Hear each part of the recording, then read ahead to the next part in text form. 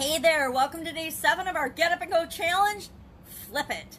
Flip what? What the heck is it? Flip the current situation, the current way of dealing with challenges and change and obstacles and failures and situations that come up in our lives. Flip them around. Yesterday we talked about the current way we handle things, and on a little post-it note I brainstormed, how do I currently, what's my old way of handling any kind of a dilemma or situation that comes up in my life that might knock me off my track, might tip me over. Something like COVID-19 perhaps might have tipped you over in more than one area or aspect of our lives. So I brainstormed how I used to handle them. And I said today we were going to find a way to change that and really empower ourselves with it. And then over the next couple of days, we're going to talk about the process that I have found I can plant in my subconscious, and I will always come out better off in any situation than when I entered that situation. Absolutely guaranteed. And I want to teach you that process over the next couple of days. But first, we need to understand, what are you currently doing? What is your current process? And then today we're going to flip that. We're going to flip it.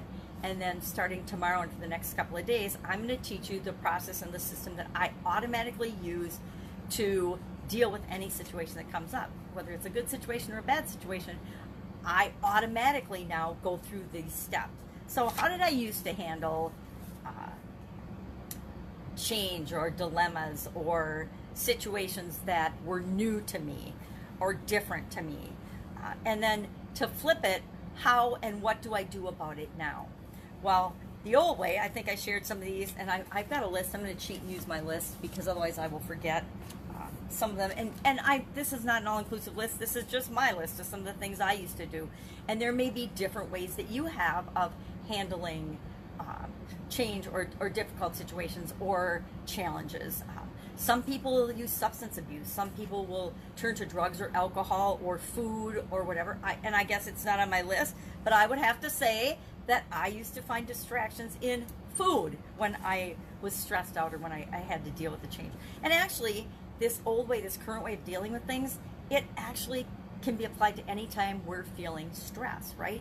Because change creates stress in our bodies and in our lives. So I was problem focused. All I was thinking about was the situation and the problem. And I would play it over and over and over again in my head. And I would proceed to make it worse and worse and worse and make it as awful as it could possibly be, and like it was the end of the world. I would blow it up in a negative way. And so to flip that, I started to focus on solutions, and I want to, or I guess you can, flip the situation and start focusing on what's okay about this, what's good about this, what are the positive ways, what are the solutions to this problem. So as soon as you go from being problem focused and building up the problem, all you got to do is identify what the problem is, and then you should immediately switch to, well, what am I going to do about it? How can I solve this? And start looking for solutions. I would resist. Well, how does resisting the situation help? It doesn't really. It just puts off the inevitable, especially if it's a change outside of my control. COVID-19, shutting down your business is a change, or losing your job is a change outside of your control.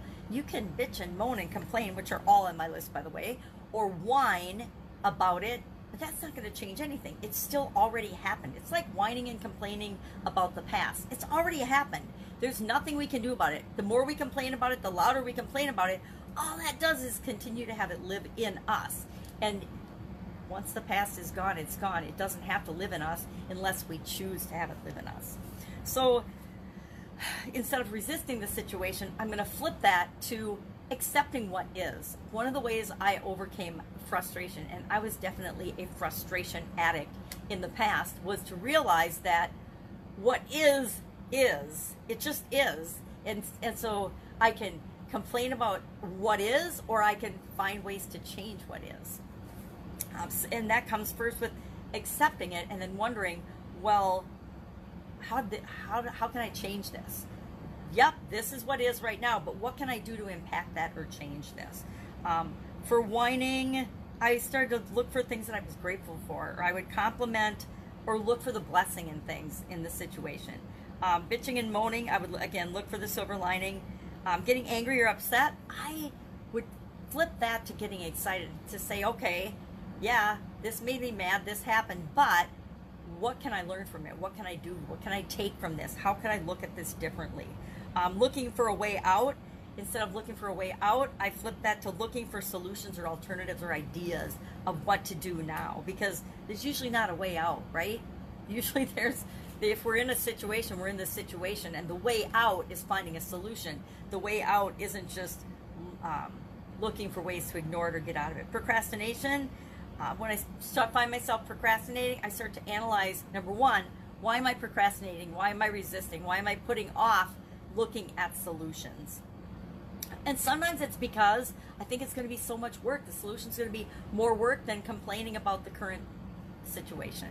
And then I have to ask myself, well, what's in my best interest? Making excuses, I usually just pick one and I start asking questions about it.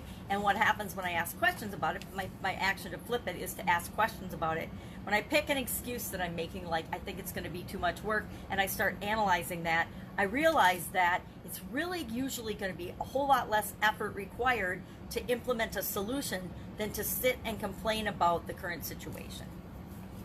And so by asking questions one at a time, instead of giving myself a whole pile of excuses, if I take them and break them apart, pretty much I find that they don't hold water, and that they're just things I'm making up, lies I'm telling myself so that I can be procrastinating or frozen or not taking any actions, which is the next one, do nothing. A lot of times when I was faced with a change I didn't like, I would just do nothing, and I would wait for the world around me to change and resolve itself. That usually never turned out as good as I wanted it to. It usually didn't resolve itself in the best possible way for me, and that would sometimes lead to other problems that I had to solve. So I like to get up and go and do anything and take any action toward what I want, and that gets me over that inertia of not wanting to do anything. I could probably add, mind-numbing activities like watching shows on TV or Netflix. There used to be Netflix, but going to movies, doing things that don't really address the problem or the situation, but just take up time so I don't have to think about it. A lot of people will sleep a lot. They'll sleep all the time so that they're not thinking about it. And hopefully they're asking themselves the question before they go to bed, what's the solution to this? And then they wake up with the answer. But a lot of times people will just sleep or smoke or do whatever as a diversion tactic. So we want to flip whatever we're doing currently that isn't serving us or in our own best interest to something else, asking ourselves, what else is possible? What's another way of looking at this? What could be possible? Because sometimes we say, well, what else is possible? And we're like, nothing. Well, there's always something, right? If we open up our minds and are looking for it. And this activity today, what I want you to do is take your list of things, and just ask yourself, what's the opposite of this? What's the opposite of resisting? Well, the opposite of resisting for me is to accept the situation. The opposite of resisting for you might be to take action, to get up and go and just do something to move you toward what you want.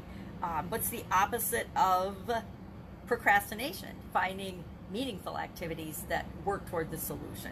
So all of these, if I were to summarize what all of these take us from, they take us from being problem focused to solution focused. And the only way we're ever going to move or make changes or make advances in our life and move toward what we want is by being solution focused. So our challenge today is pick one thing on your list and ask yourself, what else is possible? What's another way of looking at this? What can I do about it what's more solution focused versus problem focused? And share just one thing that you learned from doing this exercise in the comments below. That's it. Do this, and then starting tomorrow, I'm going to teach you the process that I have found, bar none, that makes handling change and challenges and situations actually fun. Instead of dreading them, I might be one of the only people that came into COVID not freaking out and knowing exactly what I was going to do, because I saw the problem, and instead of focusing on the problem at all, I immediately, even with my granddaughter, she was 4 at the time, 4-year-old granddaughter, we immediately started brainstorming solutions instead of focusing on the problem. We didn't spend any time bitching, moaning, complaining, whining about, oh, we can't do this, we can't do that. We went from the things we can't do, we just forgot about them and said, well, what can we do? What else is possible? What can I do about this? What are the possible solutions? And when we ask ourselves that question, our imagination and our world automatically opens up and shows us all the ways that we can move forward, that we can do something. So that's our lesson for today. If you have any questions about it, hit me up in the comments below. Otherwise, I will see you tomorrow with day 8 of our Get Up and Go challenge. Take care. Bye.